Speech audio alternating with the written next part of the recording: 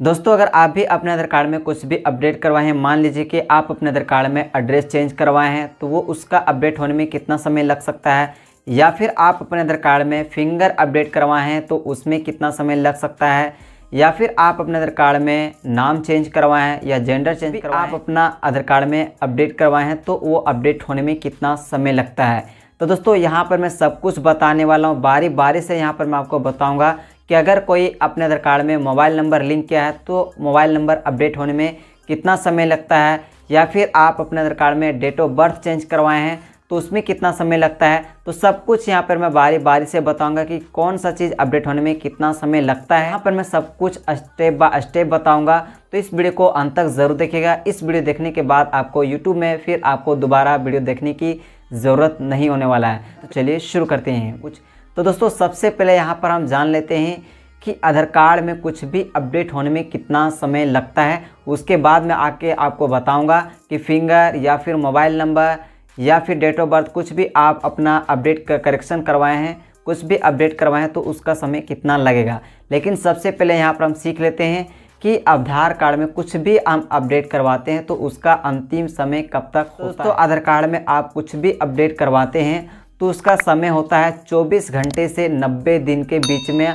आपका कुछ भी आप अपडेट करवाते हैं तो वो आपका हो जाता है 24 घंटे से 90 दिन के बीच में आपका हो जाता है। हो सकता है कि आपका 90 दिन में ही हो जाएगा, हो सकता है कि आपका 24 घंटे में ही हो जाएगा। तो दोस्तों ये है आधार कार्ड में कुछ भी अपडेट करवाने की समय।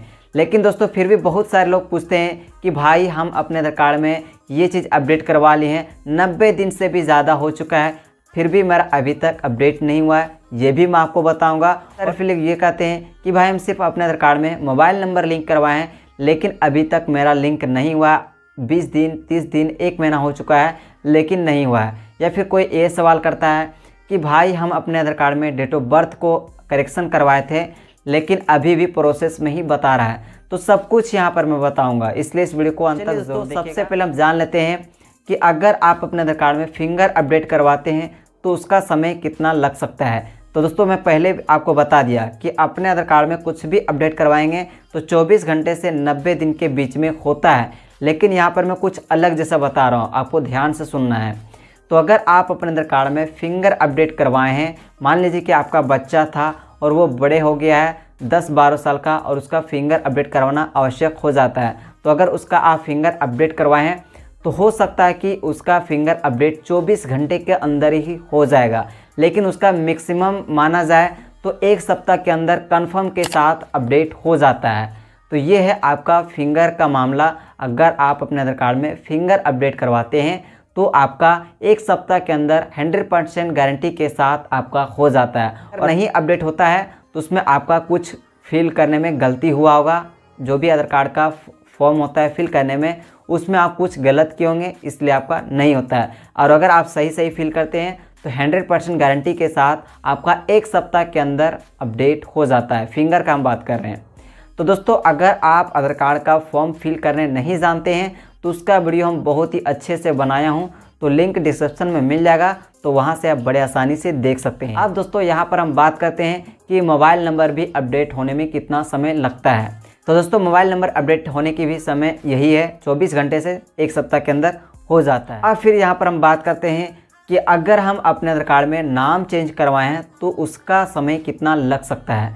तो दोस्तों इसमें कोई गारंटी नहीं है कि 24 घंटे से 1 सप्ताह के अंदर हो जाएगा।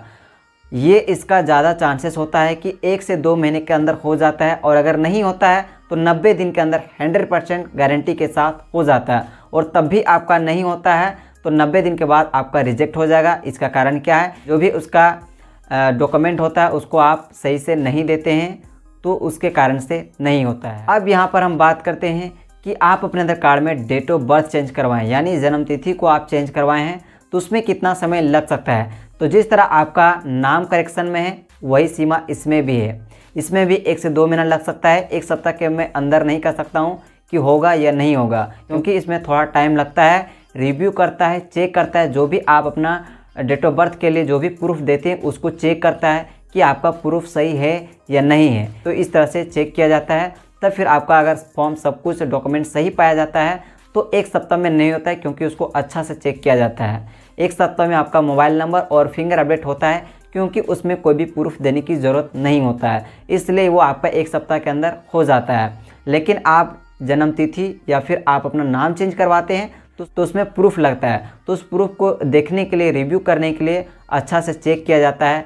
हो सकता है कि आप डुप्लीकेट प्रूफ दे देते हैं, तो उस तरह से आपका रिजेक्ट भी हो सकता है। तो आपका जो भी प्रूफ होता है उसको कंफर्म करने के लिए इसका समय ज़्यादा हो जाता है, 1 महीना 2 महीना लग जाता है, 15 दिन में भी आपका हो सकता है। लेकिन एक सप्ताह का मैं गारंटी यहाँ पर आ जाता है कि अगर हम अपना एड्रेस को चेंज करवाते हैं तो उसमें कितना समय लग सकता है।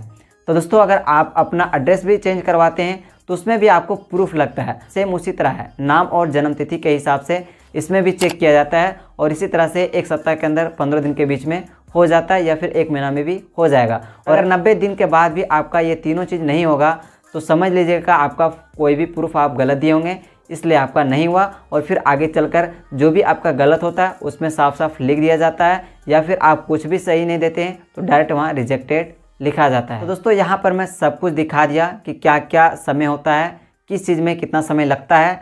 इसलिए मैं इस तरह से बताया क्योंकि बहुत सारे लोग अलग अलग तरह के जैसे कमेंट कर रहा था कि भाई मेरा ये है वो है, इसलिए मैं सबका जवाब एक ही साथ दे दिया हूँ।